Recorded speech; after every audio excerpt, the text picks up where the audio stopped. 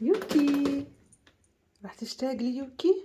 باي يوكي، باي. باي باي.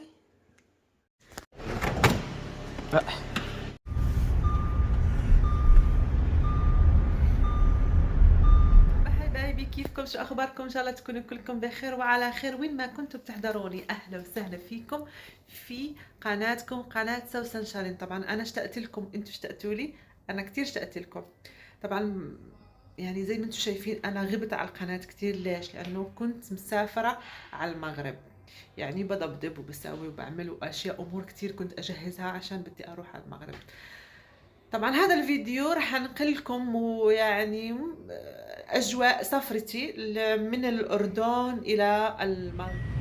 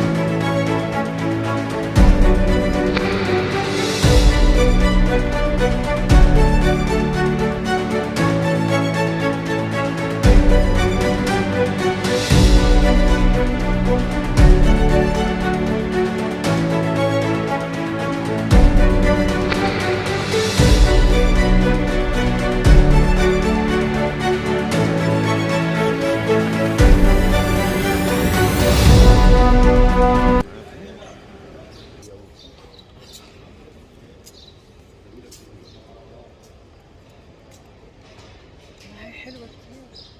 شو الصورة؟ والله كتير حلوة. مش منها.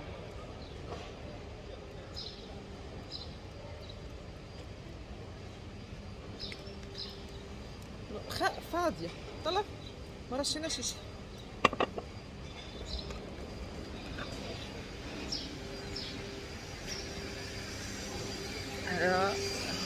بالسوق الحرة.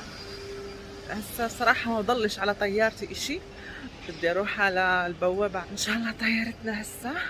بس يلا نلفنا شوي بالسوق الحرة، مش عارفة البوابة وين اصلا، بس لفينا شوي بالسوق الحرة انا اتعطر بعدين نروح. يلا خلي البوابة 216 على القاهرة، من ثم المغرب ناخذ طيارة كمان ترانزيت ساعتين في القاهرة، بعدين نوصل على 1 الظهر توقيت المغرب.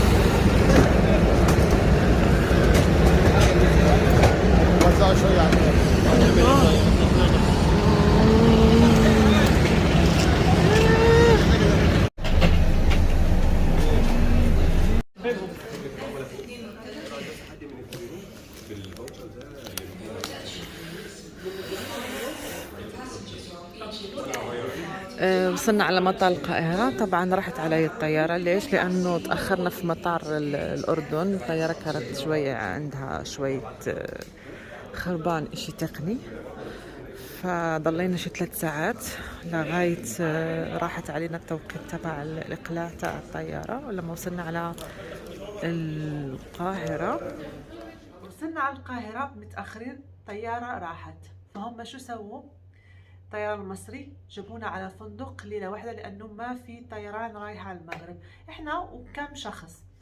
فبكرة عندي طيارة على الساعة 8 الصبح. فيلا خليكم معي لنشوف وين نروح اليوم في مصر. ما راح نضيع اليوم نهائيا، راح نتفرج.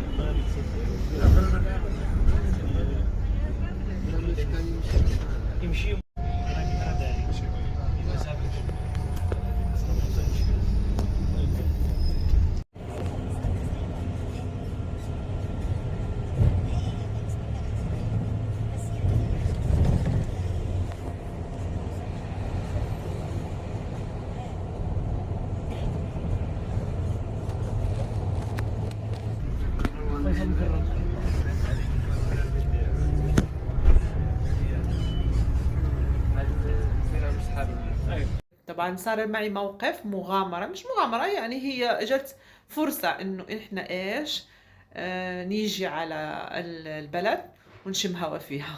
هي ليلة واحدة.